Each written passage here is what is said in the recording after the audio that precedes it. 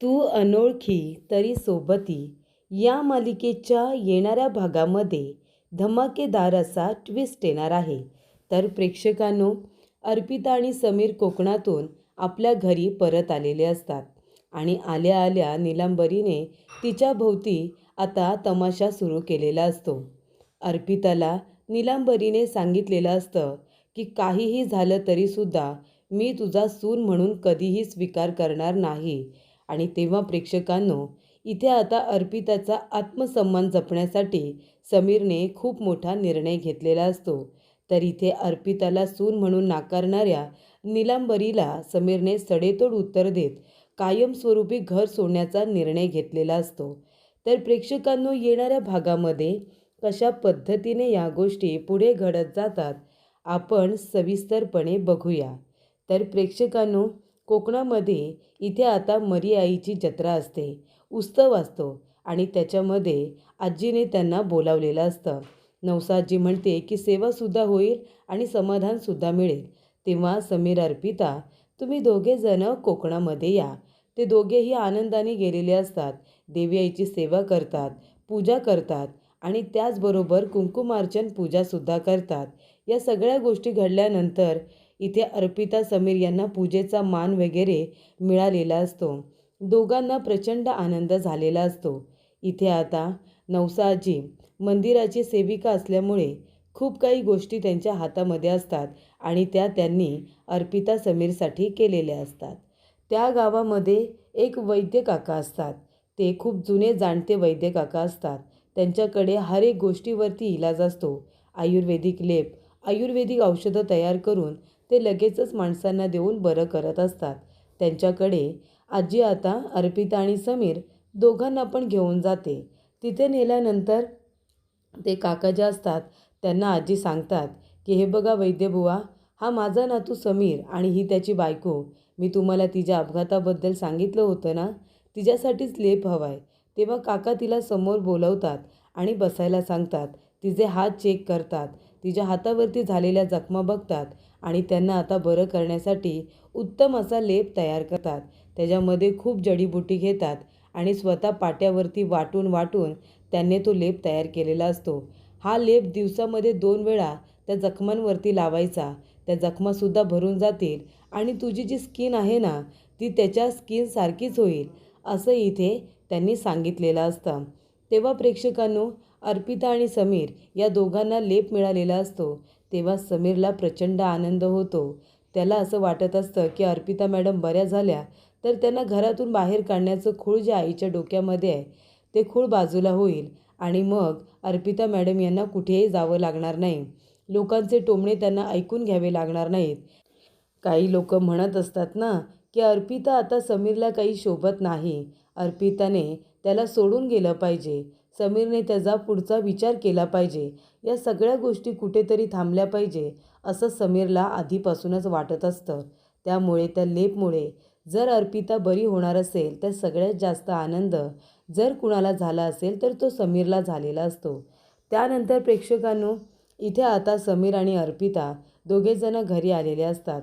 तेव्हा मंदिरामध्ये इथे आता देवी आईचं कापड छताला बांधत असताना समीरचा आता सीडीवरून तोल जात असतो, कारण तो मान आता समीरला मिळालेला असतो.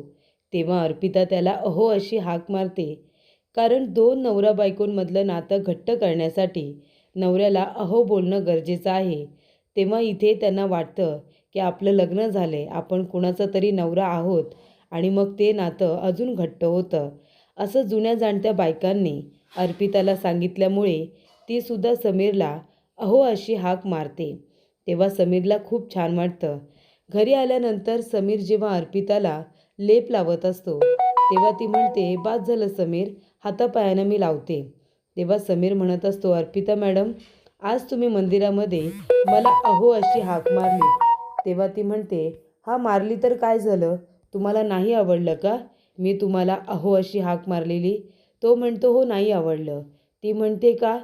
तो म्हणतो, कारण तुम्ही मला समीर बोललेलं जास्त आवडतं. ती म्हणते, पण मी तुमची बायको आहे, अहो बोललेलं सुद्धा चांगलंच असतं की. तेव्हा इथे आता समीर म्हणतो की अहो बरोबर खूप मोठी जबाबदारी आल्यासारखं मला वाटलं. तेव्हा प्रेक्षकांनो, इथे आता त्याला नवरा झाल्यासारखं वाटलं. आत्तापर्यंत तो एक चांगला मित्र म्हणूनच तिच्याबरोबर वागत असतो, पण आता त्याला नवरा झाल्यासारखं वाटत असतं. म्हणून तो इथे तिला हा प्रश्न विचारतो. त्यानंतर दोघेजणं सकाळी आता लेप वगैरे लावून तयार झालेले असतात. त्यानंतर काही गावातली ठिकाणं ते दोघेजणं बघून येतात. थोडं एकमेकांबरोबर वेळ घालवतात, फिरतात आणि मग इथे अर्पिता आणि समीर दोघेजणं आपल्या घरी यायला निघालेले असतात. नवसादजीने अजून एक बाटली आयुर्वेदिक आणून दिलेली असते की ही सुद्धा घेऊन जा आणि तिथे जिथे जखमा झाल्यात ना तिथे लावा, म्हणजे तुला बरं वाटेल, थंड वाटेल आणि जखमासुद्धा भरून निघतील, असं इथे आजीने सांगितलेलं असतं. समीर अर्पिता दोघेजणं निघालेले असतात. नवसादजीला खूप आनंद होतो. तिचा नातू आणि नातसून हे दोघेजण आता येऊन गेलेले असतात.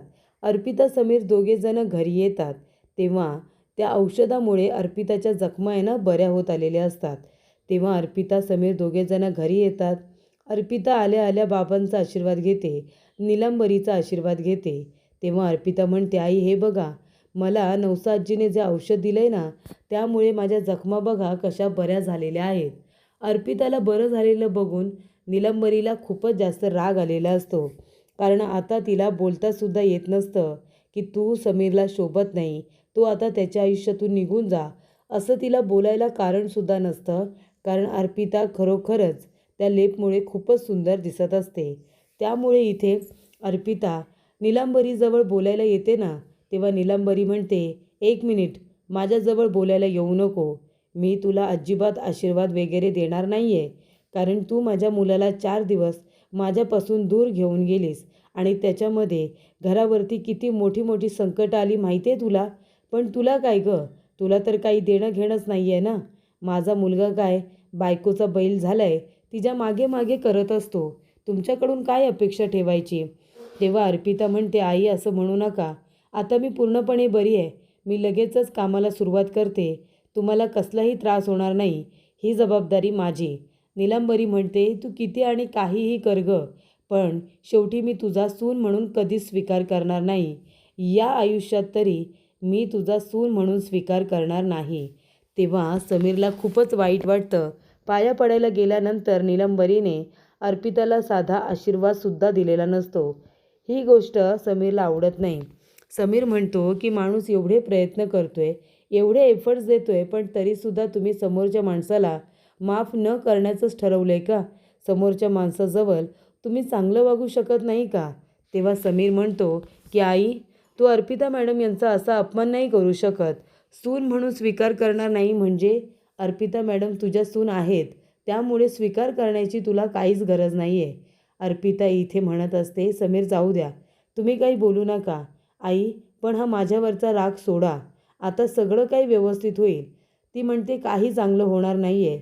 हे बघ, तू माझ्या मुलाच्या आयुष्यातून निघून जा. राजसी आहे, मी पुन्हा एकदा राजसी आणि समीरचं लग्न लावून देणार आहे. मला माझ्या घरची सून राजसीच हवे, जे माझ्या घराची जबाबदारी घेईल. आता बघितलंस, छत गळत होतं तेव्हा राजसी आली माणसांना घेऊन आणि छत तिने दुरुस्त करून घेतलं, तिथे कलरसुद्धा करून घेतला.